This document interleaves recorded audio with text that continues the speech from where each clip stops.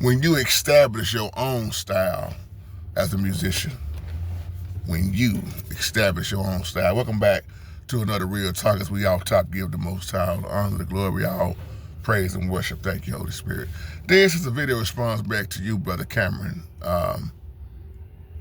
Like you say, you're a bass guitar player, and you asked me a great question on how did I get to the level of playing that I'm on, and things that I do, or things that I still do. Very great question. Let me tell you something. That's why I want to use this title. The Holy Spirit have already blessed us with the gift of playing, right? Man can't give you the gift, but mankind can help bring that gift out in so many ways. Now, there's a lot of people that love to mimic everything another musician can do, whether you're talking about the piano, the bass, saxophone, I mean, it don't even matter, lead guitar, etc., etc. But when you establish your own style, that's the key right there. And like you said in the email, yes, it's a lot of musicians that's very technical with the theory. And then you got a lot of musicians that don't care nothing about theory, and yes, they can play too.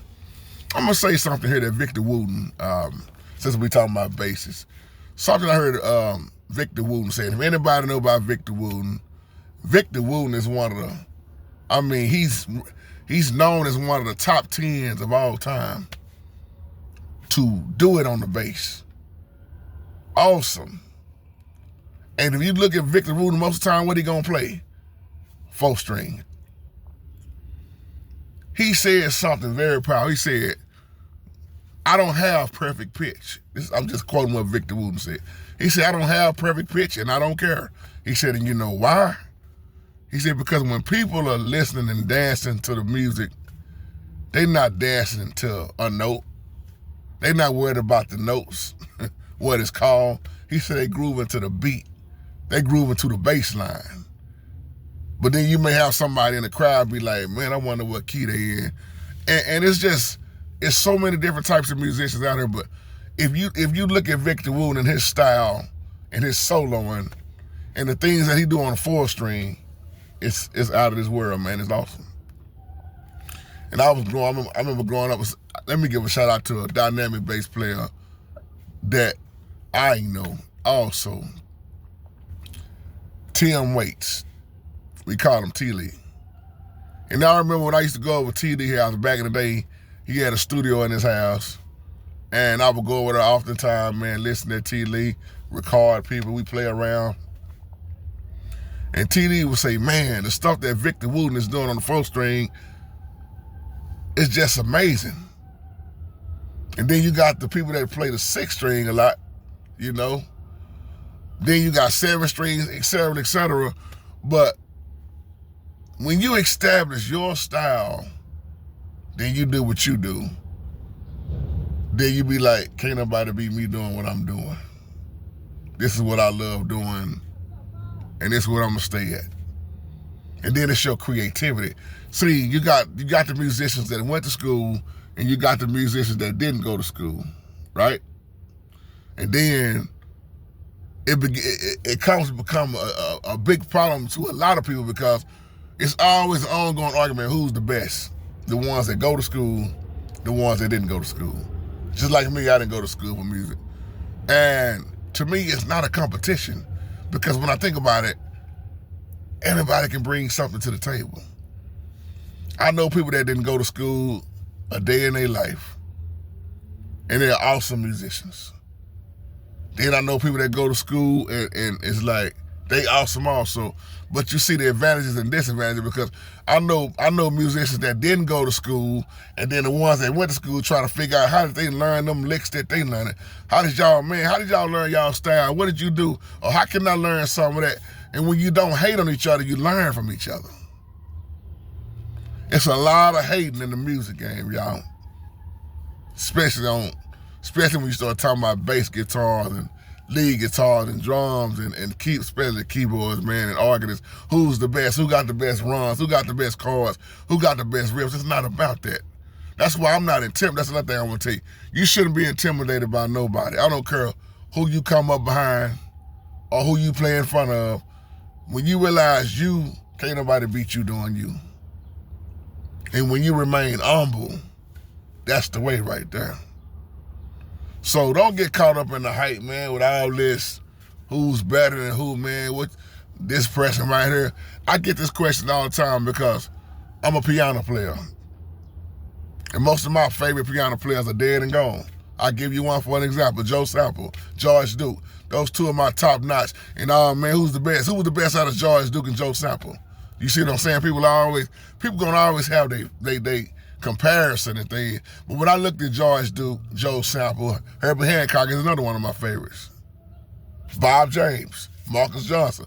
I mean, I can go on, but I look at all of them and I would never say that Joe Sample is better than George Duke, and I would never say George Duke is better than Joe Sample. It don't matter what you're talking about, somebody gonna compare it. That's why you hear all this comparison. Who's better, LeBron or Michael Jordan? You got different times, different eras, and people with their favorites. And the thing is, who's bringing what to the table? Man, I love to listen to so many different musicians, man. Just like on the saxophone, man, Gerald Albright is one of my favorite saxophone players. Everett Harp, Bonnie James. I mean, I can go on and on about so many different ones I love to listen to, and I don't never say nobody's just better than nobody, because you see different styles, different techniques, awesome musicians. And the sad thing is, the same thing is off in most churches: competition. It ain't just the music, it's the pastors that do it also. Who can preach the best? Who got the most members? Who got the best church? Who got the best choir? Who got the best praise team? Everything is a competition. But see, I'm not off into competitions and competing. I'm just doing my part, do what I do, bring it to the table, and I'm out the way. So I want to just share that with you this morning, man. When you establish your own style, you can take some from Victor Wooten, you can take some from Stanley Clarke, you can take some from Marcus Miller. Another one of my favorite bass players who used to be in the NBA was Wayman Tisdale. May the Most High rest his soul. Wayman Tisdale had some of the smooth, I still listen to that Wayman. Wayman got some of the smoothest music I've ever heard in my life, man. His CDs is just awesome. It's relaxing.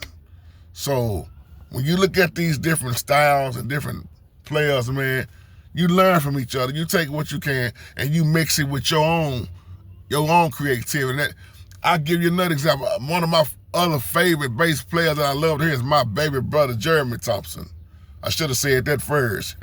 Baby brother, when I was teaching my little brother how to play, my little brother is a Wayman Tisdale fanatic. Wayman, Victor, Stanley. When you listen to Jeremy play, Jeremy have incorporated all those styles and to put it in his. And I can mess with him when we played. I say, how would Victor play it? How would Stanley play it? You see what I'm saying? And he can mimic all of them. But then I can look at Jeremy, and Jeremy have his own style. Jeremy used to, when I said Tim Waits, T. Lee, that was an old CD T. Lee made years ago. I forgot the name of it. But my little brother would play that CD every single day until he learned lick for lick. He used to ride out of town with me when I was driving and delivering prank. He would wear me out with that CD every time we get in the truck. I'd be like, come on, man. It wore me out, but then I listen to him to this day. That's what it took. He learned how to play all of that. He didn't go to school either. He's multi-talented, excuse me. I mean, you can put him on the drums, you can put him on the lead guitar, you can put him on the bass guitar, you can put him as engineering, you can put him as setting up sound, you can put him as record. I mean, you can put him on the keys. He's all that in one because he learned his style, his creativity. Man, I got kin folks that got degrees in music. Every degree you can think of. And then I look at the creativity.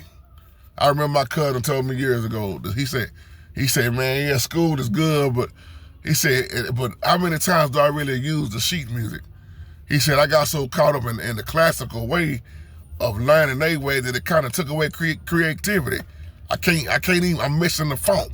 I'm missing the funk. And that's why those that learn from old school, especially key of E, most of all them old school songs is in the key of E. Funky, man. And you learn, when you start learning old school, you start learning them songs, man, you'll learn how to play anything. Because back then you had to play. They had ballads. I mean, it ain't like nowadays. You just push one key there and play a whole song. I'm not knocking what people do. I'm just saying the way we was coming up in our areas, you had to learn how to play. You had to really learn. I had to get on that B3 and learn that B3. I had to learn that piano. I had to learn that Fender Bell. When I say Fender Bell, I'm talking about that old 88 Fender Rhodes, hard key. See, I learned on them hard keys. Wasn't no transpose button on them Fender Rhodes. Wasn't no transpose buttons on the B3 organ. Wasn't no transpose on the real deal Baby Grand or stand-up piano, upright piano. You had to literally play in all 12 keys or get kicked off. I'll leave you on that. Shalom, family.